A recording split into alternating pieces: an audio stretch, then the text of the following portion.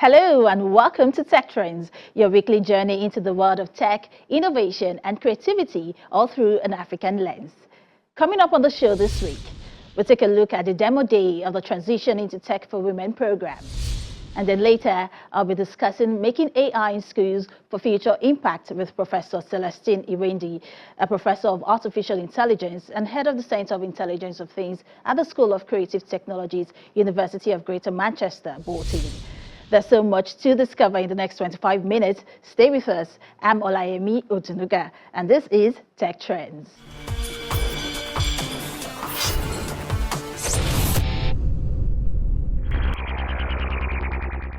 Historically, privacy was almost implicit because it was hard to find and gather information. But in the digital world, whether it's digital cameras or satellites or just what you click on, we need to have more explicit rules, not just for governments, but for private companies. After completing a year-long program to acquire essential tech skills and industry expertise, over 4,000 females now have the opportunity to specialize in fields like back-end and front-end development, DevOps, and data science through the Transition into Tech for Women program. The program aims to address the gender gap that continues to limit women's participation in the tech industry.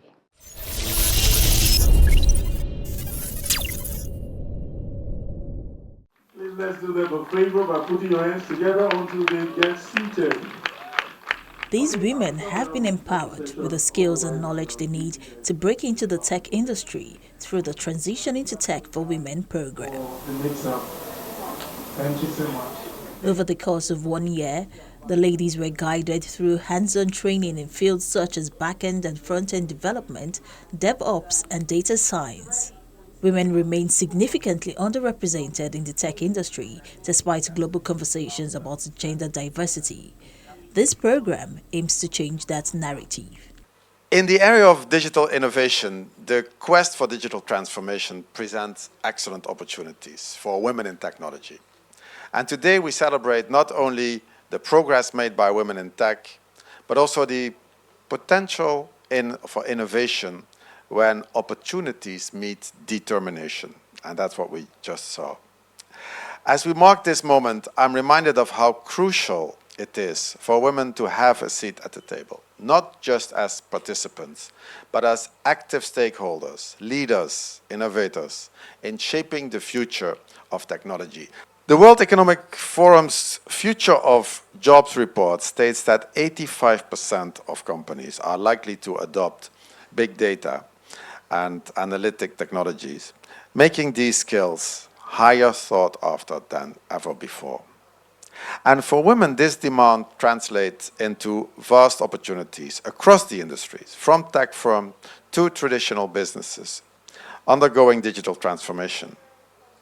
The gender disparity in tech jobs is, however, a testament to promote the need for women-backed and women-supported digital programs, fostering women and economic empowerment, enhancing job security, diversity and inclusion, and remote and flexible work options. With the exponential growth of the tech innovation, you'd also agree with me that those developing these solutions should reflect the diversity of the communities that they serve, because by doing so, it helps to reduce risks, minimize biases, and also bring into the development of these solutions the nuances of the lived experience of women. Gender disparities in the labor market, particularly in the STEM sector, have also been demonstrated to limit economic growth and innovation. When you look at Nigeria, we mirror the regional trends and somewhat the global trends. The tech industry in Nigeria is notoriously male-dominated, and the sector also faces significant challenges in achieving gender parity. So when you look at education, women's representation in STEM, education, you look at women and girls that are graduating from school with STEM degrees, they're fewer. And then when they get into, so that impacts the talent pipeline. Then when they get into the workforce, there's also the challenge of growing against, the biases in the workplace, the the environment that may not be female friendly. Stereotypes are based on education. Basically, what we need to change that is not an edit from the government. It is not, something that we impose, otherwise we fine you. It's a question of education. Gender equality has been in the strategy of the Swiss government for many years. As I said, we are not imposing it. It's a matter of education, of breaking stereotypes. And I think our young people, our kids have understood the system. My mother retailed okra for more than 35 years. But the program isn't just about tech skills. It's about building their confidence and ensuring these women thrive in leadership roles within the tech space. And the participants showcase this through their pitches. We want our consumers to be able to come to the platform the way you will go to a shelf in a retail store and pick up a product and see the nutritional contents. We want you to be able to scan the food you are about to eat and see the quantity of protein that it contains per time. Most people who have come with solutions in the construction industry, majorly in Nigeria, have served as business directories where people just go to get artisans. They do not specifically tackle the problems of the industry, where it concerns collaboration, project management, and project execution. Builders Inc. is here to be a bridge between project owners and professionals in the business. I would also like to add that very detailed verifications will be done on this platform. Unlike what you see out there on yellow pages and directories right now, Builders Inc. aims to do a more in-depth background check on everyone who will be signed on the platform, and even artisans that will be signed on the platform will come on board as affiliates under people who have actually worked with them in various sectors as recommendations on the platforms. I am pleased to introduce to you what is not just an extension of our mission, but also a game changer in diabetes management. It is called the Stop Diabetes Mobile Health App. The mission of the program is clear: to dismantle the barriers that keep women out of tech and create a pipeline of skilled, confident women who are ready to lead the tech industry. You look at the gender balance in the tech space, you realize that there are more men in tech as of today, right? And then we felt, having worked with men, having worked with women, truthfully, and this is not disparity, sometimes if you want to multiply a thing, just give it to a woman, right? And so if we're going to scale the tech sector of Nigeria, we need more women in tech. And so we felt, why not do a program that specifically helps ladies transition into it, where they learn tech skills, understand the business of tech, understand generally the workings of the tech world. These women aren't just transitioning into tech. They are breaking barriers and challenging stereotypes, paving the way for the next generation of female tech leaders. I know GIZ is really itching to jump in on some of the issues here. The humanoid robotics industry has exploded in recent years, and consumers looking for evidence can look no further than at CES 2025 in Las Vegas. Companies from as far as China and France, or as close as the San Francisco Bay Area, came to demonstrate their technology and showcase their robotic skills for attendees of the tech trade show. Within the industry's growth, companies are finding their marketplace, setting their respective goals for where their humanoid robots could best work out. Yes, the high-end one comes with... For California-based Intbot, co-founder David Yuan doesn't see the robot Nilo in a factory or any major industry setting, but in a personal human-robot environment. For that purpose, Intbot has had to find ways to develop a personality for Nilo and allow it to express itself creatively and colloquially rather than stiflingly and formally. In that spirit, the robot comes across at times as a bit snarky, almost like a teenager. Intbot is aiming to make robots more interactive in the living environment. In living environments, we don't do professional stuff. We talk to each other, we use slang words, all of that. So that's our first try on these personality aspects and our own approach to solve this human-robot interaction problem. And we're trying to make that better in the future by incorporating, as I said, more model innovations, more intuitions into this field of human-robot interaction. You're not feeling entertained. Maybe you just don't appreciate top-tier talent when you see it, huh? Here comes the existential questions again. Let me flip that on the head. What is your purpose in life? Wow, aren't you a tough crowd? But hey, can't win them all, right? I'm just here grinding away. It's a hard life. Yuan says they use AI multimodal language learning for Nilo and are trying to figure out all different aspects of human-robot interaction. Can you see me? Sure thing. I can see you just fine. Just a robot trying to make it big in this bustling world. Right now we're trying to figure out all different aspects of human-robot interaction, which people haven't really thought about before. For example, body languages, facial expressions, eye contacts, even micro-expressions. Those are something that people don't have the incentive to do, either in academia or in industries, because we don't have a so-called qualitative benchmark of those aspects.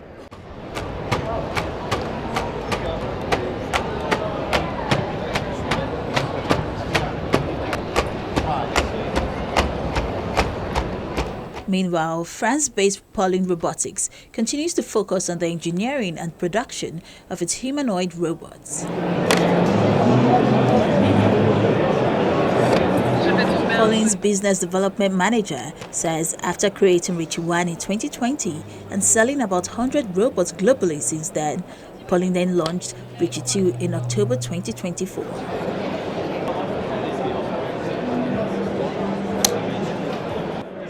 Sure. So Richie 2 is mostly made as a robotics platform, and we chose the humanoid form factor so that it can be easily deployed in a setting that was created for humans. Because up until now, the Richie 1, the first generation robot, was mostly used in research, and with Richie 2, we're trying to bridge the gap between academic research and real-world applications. And in order to do that, researchers and corporate innovators and developers need a reliable and robust and adaptable robotic platform that allows them to customize their own applications. And I hope to see more of that in 2025. They designed Richie targeting researchers and other developers. They've made it into a robotics platform that's easily adaptable for AI. So this is something that is remarkable about Richie, because with the data acquisition pipeline, you can use it to train AI models. So it is AI ready, and not generative AI as we know today with ChatGPT and everything, but embodied AI, which will be used in the future for all of robotics. So it allows researchers to test their models in AI and also to test their code in the traditional sense of training a robot. Researchers and other humanoid robotics developers can personalize Richie with their own changes, like adding hands with fingers instead of Pauline's standard claws, or adding legs and making it a bike instead of Pauline's wheels. CES 2025, formerly known as the Consumer Electronics Show, is used to debut products ranging from new automotive technology to quirky gadgets, as well as showing new ways to use artificial intelligence.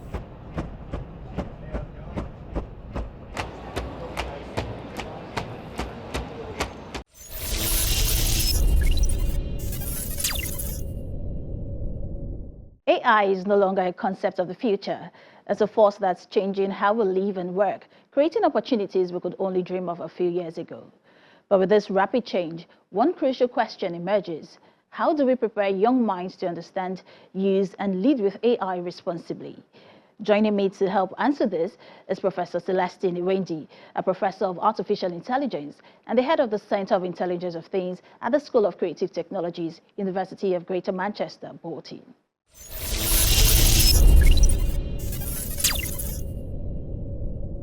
Prof, as someone leading a center of expertise in AI, you see firsthand how much AI is transforming the world faster than ever. What skills do you think need to be prioritized, or what do students need to learn to be able to keep up with this change? Thank you very much for that question. Very important thing about skill is beginning AI. When you talk about AI, it's ability to predict, ability to know what is in the past, in the present, and in the future. And then it allows people work to be easier. Now, the good thing about AI is that it affects every field, every field. And that is why we are pushing that AI should be in every curriculum, beginning from the secondary school. The current project we are having now with AI secondary school, giving the foundation of AI. Now, this AI actually started from statistics. Those days when people study statistics, you think they are unfortunate engineers or unfortunate medical doctors. But then it's based on those statistics, where you have the permutation combination, ability to predict things, and that is exactly what evolved into AI cybernetics. You're absolutely right, Prof, because when we talk about teaching AI in schools, more often than not, we tend to focus on coding and robotics. But for a well-rounded education in AI, we need to include other important areas like ethics, data literacy, or, just even understanding how AI impacts society that schools need to touch on from an early stage. From your perspective, what's the best approach to this? Now, the best approach to AI, in using AI, because it's fast, first is ability to look at critical thinking, problem solving, creativity. This is what AI brings. Now, so a whole lot of people get scared that, oh, you're bringing AI, then it's going to take our job. What happens? I said, no, AI will take the job of those who don't know AI. If you know AI, your job becomes faster, it becomes easier, it becomes better off than those who don't. I was speaking in Indonesia last 2 years, and I told them any lawyer, and funny enough, it was a legal program. And I said, any lawyer that does not know AI cannot win a case because cases are won by evidence. But with AI, with deepfake, I can manipulate evidence. I can put you in a picture where you're not there. I can put you in a video where you're not there. And you will not even be able to detect it. You see, so these are all the ethics. When you mention ethics, we begin to look at ethics. United Nations, the UN, last December, they started talking about ethics because they felt if you leave AI to be on its own, the rich and the powerful will use it and control others. So it becomes very important to talk about the ethics, talk about the privacy, talk about the privacy law. The good thing is that EU is ahead on this, trying to make sure that everyone, behaves. Whatever we are going to create has to have that human sense and somebody to control it. As AI is revolutionizing industries, like healthcare, finance, transportation, I have mentioned, it's very important to look and explore the careers inside it. When you look at the careers inside it, like data science, robotics, software, which is mainly the science part, then look at the law part where the privacy and the law comes in. And then in terms of evidence manipulation. So it's very important that this ethics comes in, and then regulations comes in, But as country goes, as you move from one country to another, everyone has their own law. It is true.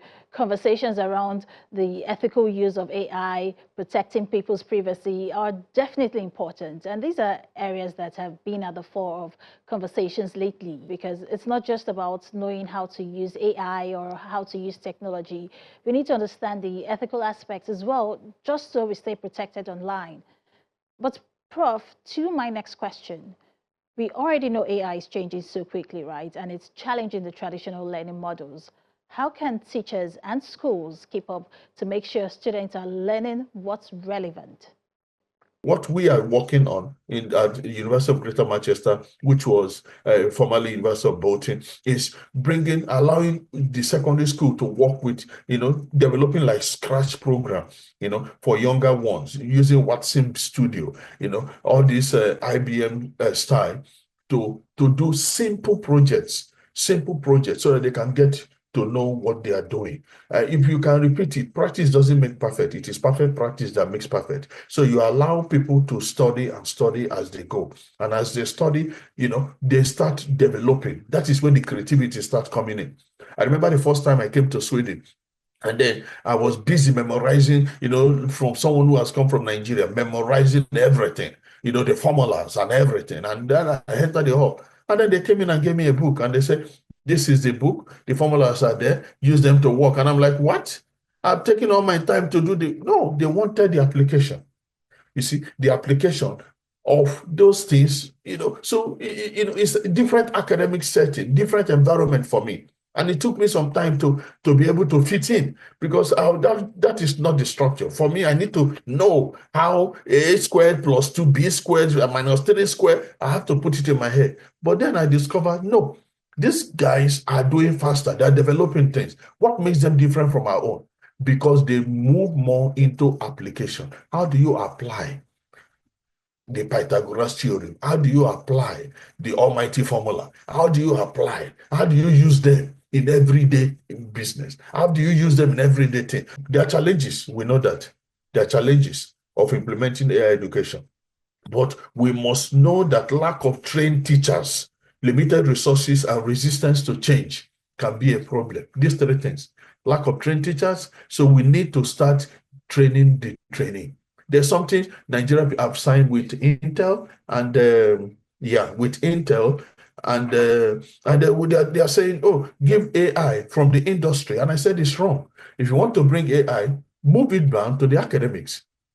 Train the teachers, allow them to, because you can't learn AI outside, do fundamental AI. Where will you practice it? Then you know more than your teachers. Then what will your teachers teach? These are the kind of things we have to start with the teachers, bring it into the secondary school, and then if you have it in every curriculum, then you become the tomorrow thinker of change and of a whole lot that AI can do for developing countries. Lack of trained teachers, resistance to change, these are problems we definitely need to address. But you've mentioned how you're ensuring the younger ones can take advantage of these tools in the academia. And the benefits are there, not just for the students, but for the society in general. Is there a chance at all of AI widening the digital divide? I mean, what happens if some schools don't teach AI or, exclude it from their curriculum? Could this exclusion contribute to global inequalities by leaving some students or even entire countries behind in the future AI economy? Exactly. And that is why it has to come from the government. It has to come, like I told them the other day, I was speaking to one ambassador of Sweden, and I said, you will have NUC, Korean has to come in, for the university sectors. Then the what do you call the NAPTEP for the polytechnic, they have to come in. Then the secondary school, because you're not just teaching anyhow, their curriculum, what is in the JAM, they need to be revisited. That is the truth. With what we are teaching our people now cannot fit into the future. That is the truth. It can't fit in. What our goal in Bolton is to make sure our students are entrepreneurial. It's not just research. It's not just writing publications, which we do, but allowing them to be creative. But Prof, every country and culture is different.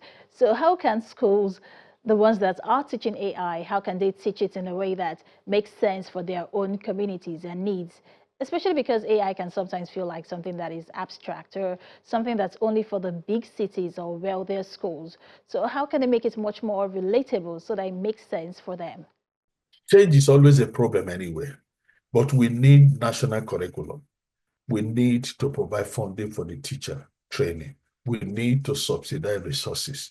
When we subsidize resources related to AI tools, related to things, it becomes easier. If we have it in national curriculum, at least make the structure. The truth is, people outside Nigeria, they don't really care whether any of this thing is happening. But people like us and a whole lot of other diaspora, we are like trying to give back to our country. We are the best in what we do outside Nigeria. So why can't we give it back to the country? But we need also the structure to be there. We need also our people to listen that we are giving you what others are already benefiting outside Nigeria. And the truth is, if we can flow with AI fundamentals, beginning from the secondary school, the program we developed for Cote d'Ivoire and Nigeria is not even developed in UK. And people are like, why are you going to Nigeria? I say, yeah, because I'm from Nigeria. You see, so this is the thing. So we are developing curriculum and things that don't exist. That is why I give kudos to the Minister of Innovation that is bringing in fundamentals of AI. But the truth is, it's not bringing. Do we maintain it? Are we consistent in that? If we become consistent, it is a way to revitalize, revolutionize most of the academic sector in Nigeria. Prof, that system, that structure is one almost everyone we agree that we need. And of course, you're right, the innovators, policymakers, the startups, entrepreneurs need to work with the academia to ensure that all of these are put in place so we can get the maximum benefits of AI, especially in education. Thank you so much, Professor Celestine Iwendi, for sharing your insights on the program. Clearly, AI is here to stay, and it's on us to prepare future generations for both the challenges and opportunities ahead. It was a pleasure having you. Thank you very much. Thank you very much.